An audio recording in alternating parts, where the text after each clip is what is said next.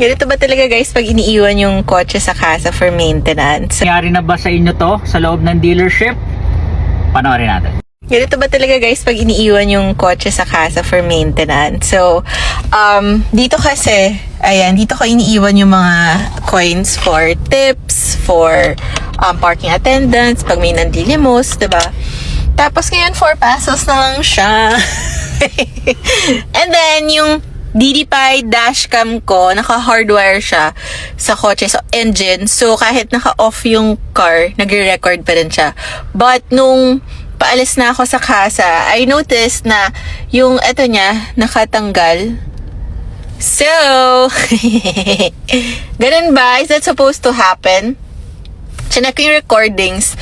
I left it nung January 13. I forgot to get it. Hindi pala forgot, pero I wasn't able to get it kahapon kasi nasa Paranaque ako. May mga meetings. Tapos, yun, so 13 siya inayos. Tapos, nakita ko lang doon, nakapark lang siya ng matagal. And then, bigla na lang namatay, nawala na yung recordings. Tapos, yun na nga, nung kinuha ko na kanina, today is January 15, nakatanggal na tong connector or yung cord. So, is that really supposed to happen? Ano nga bang dapat gawin, no, kung sakaling may encounter niyo yung ganito? So, unahin muna natin, no, kung ikaw ay may schedule for PMS sa isang dealership, no, pagpasok nyo kagad is kakausapin kayo ng guard, no. Kung may schedule kayo, then i-remind din tayo ng guard. Pwede nang tanggalin yung mga importanteng gamit or kagamitan na may halaga sa loob ng sasakyan. Yan pa man ay coins or anything na pwedeng kunin, no, kasi alam naman natin yung mga opportunista, kapag nakakita sila ng opportunity, talagang kukunin at kukunin nila yan. So, pagpasok nyo sa dealership, kakausapin kayo ng service advisor, i-remind pa po ulit nila tayo, tanggalin yung mga importanteng bagay sa loob ng sasakyan bago nila i-check ito. Ayan, check muna visual inspection ng ating mga SA. Yan na po ay ipapasok na sa loob. So, ganito, sino nga ba ang mga humahawak ng inyong sasakyan pagdating ng dealership? Kung kayo ay may schedule for PMS, no?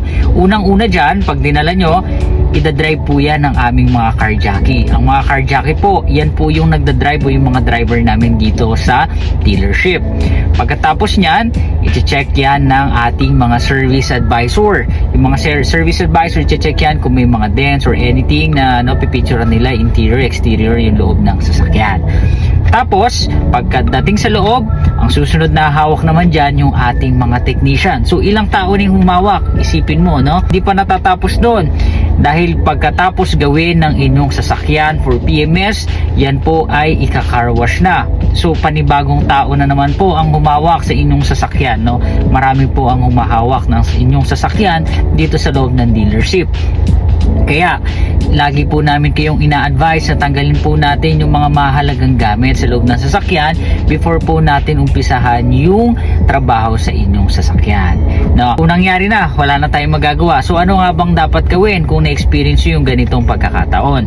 So, ang gagawin po natin is huwag po tayong matakot. I-report po natin sa service advisor at i-report po natin sa mga service manager para magawan po natin ang report. Kung ito po ba ay paulit-ulit na nangyayari dito sa dealership, dapat po itong aksyonan dahil po ito ay hindi po tinotolerate ng anumang dealership ang mga masamang gawain na ganito. Dahil dito po sa amin ay hangad po namin ang inyong customer satisfaction palagi.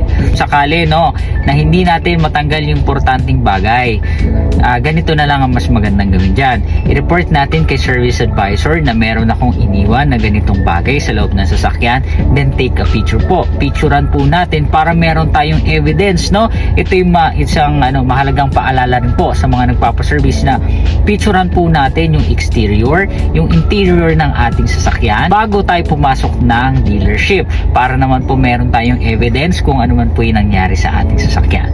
Na yun lang po mga 4D, ingat tayo palagi at sana wala nang maulit ng mga ganitong insidente. Ingat!